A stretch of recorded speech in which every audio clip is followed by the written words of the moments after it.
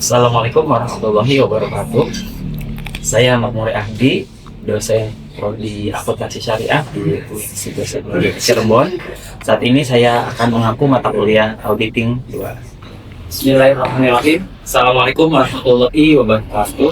Waalaikumsalam warahmatullahi wabarakatuh. Selamat siang semuanya. Siang. Gimana kabarnya, sehat? Alhamdulillah. Silakan. Alhamdulillah pada siang hari ini Bapak akan melanjutkan kembali pada mata kuliah auditing 2 di Fakultas Ekonomi dan Bisnis Islam di Universitas Cirebon. Namun sebelum kita memulai perkuliahan, kita akan berdoa terlebih dahulu. Ya, silakan Mas Fahru untuk memimpin doa. Sebelum kita mulai pembelajaran, alangkah baiknya kita berdoa terlebih dahulu. Berdoa dimulai. Berdoa selesai.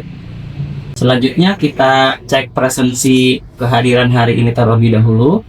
Fahru Rafi, Hadir Pak. Helena Agustin, Hadir oh. Nada hadir. Baik, pada pertemuan hari ini kita akan membahas mengenai dasar-dasar pengauditan laporan keuangan. Namun sebelum kita membahas terkait dengan dasar-dasar pengauditan laporan keuangan, kita akan review terlebih dahulu materi yang sudah kita pelajari di pekan lalu.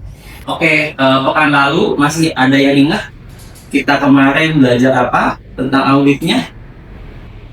Ya, silakan. Minggu lalu mempelajari mengenai pengertian audit. Oke, baik. Pak. Ya, silakan Mbak Syakira. Di buku kemarin juga membahas tentang perbedaan antara audit dan juga akuntansi. Oke, baik. Terima kasih. Ya, silakan Mas Ahmad. Kemarin ada fungsi-fungsi audit, pengauditan. Pada pertemuan hari ini kita akan memperdalam terkait dengan dasar-dasar pengauditan laporan keuangan. Dalam melakukan audit atas laporan keuangan dilakukan pengujian substantif. Nah, apa itu pengujian substantif? Nah, pengujian substantif ini bertujuan untuk menemukan kemungkinan kesalahan moneter yang secara langsung mempengaruhi kewajaran dari laporan keuangan. Nah, untuk objek-objek yang akan diperiksa, ada akun-akun dalam laporan keuangan, ada piutang usaha, ada utang usaha, ada aset tetap, aset berwujud, dan lain-lainnya. Nah, itu diperlukan pengujian substantif. Teman-teman, dalam melakukan pengujian substantif, ini auditor harus dapat memverifikasi asersi manajemen, gitu ya. Ada yang tahu apa itu asersi manajemen? Saya Pak. Ya, silakan Mas Fahru. Asersi manajemen yaitu pernyataan-pernyataan yang disampaikan oleh manajemen kepada auditor. Ya, baik, bagus ya. Terima kasih Mbak Fahru ya.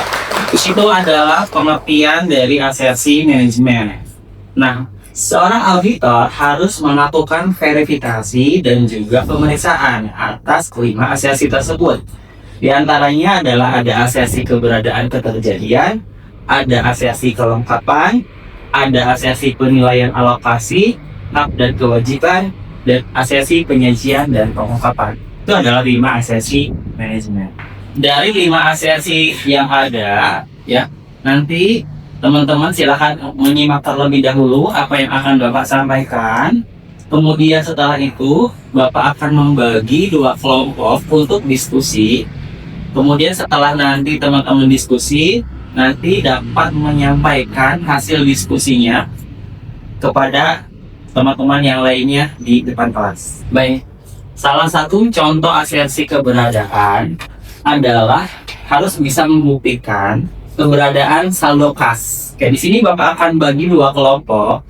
Kelompok 1 di sini nanti mendiskusikan apa yang akan terjadi apabila auditor tidak melakukan audit terhadap saldo kas. Sedangkan di sini untuk kelompok kedua, ya, apa yang akan terjadi apabila auditor melakukan audit atas keberadaan saldo kas tersebut.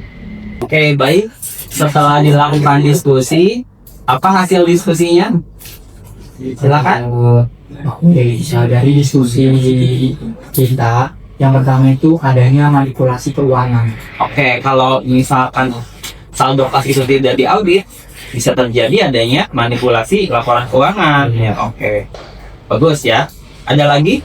Mungkin yang kedua itu adanya perbedaan kas di perusahaan dengan rekening orang. Oke, jadi adanya perbedaan saldo kas fisik Iya. dengan di rekening koran gitu ya. Oke ya, baik, bagus ya jawabannya, terima kasih. Oke, baik, untuk kelompok 2 tadi ya, bagaimana yang akan terjadi kalau misalkan saldo kas banknya dilakukan audit, bagaimana hasilnya? Ya, silakan. Setelah kita diskusi yang tadi, ternyata jika dilakukan audit, saldo yang ada di kas fisik dan yang ada di neraca itu akan mengalami kesamaan, Pak. Tidak adanya selisih seperti itu. Oke, tidak ada selisih nih antara saldo kas fisik dengan di laporan keuangan di bagian kas banknya. Oke, ada lagi? Saya, Pak. Oke, silakan. Mungkin agar tidak ada kecurangan atau fraud. Oke, yang meminimalisir adanya kecurangan atau fraud karena setiap transaksi yang melibatkan kas atau setara kas diperiksa ya di audit. Oke ya, bagus jawabannya ya. Ketika melakukan pengauditan, ya seorang auditor harus mempertimbangkan pertimbangan moral.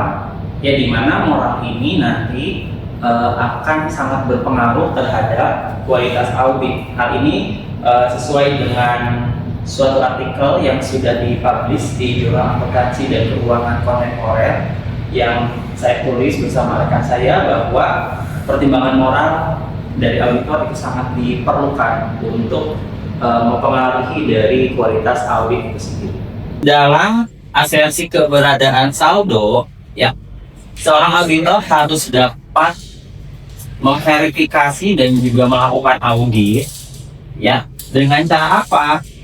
Untuk saldo persediaan atau inventory itu dilakukan perhitungan fisik ataupun inventory taking. Atau kalau istilah yang biasa kita dengar dalam dunia audit itu istilahnya stock of none.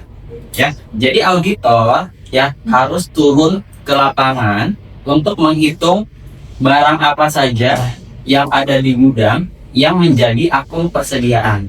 Itu harus benar-benar dicek fisiknya. Jangan hanya cuma mengandalkan angka yang ada di laporan keuangan. Kemudian yang kedua, untuk membuktikan keberadaan saldo piutang, auditor harus melakukan yang namanya konfirmasi. Ya, konfirmasi ini ditunjukkan untuk para supplier. Jadi nanti auditor melakukan konfirmasi atas piutang usaha. Bener nggak nih piutang usahanya yang ada di laporan keuangan nilainya segitu? Takutnya apa? Takutnya nilai piutang yang dimunculkan di laporan keuangan itu dari penjualan fiktif yang sebenarnya nggak ada.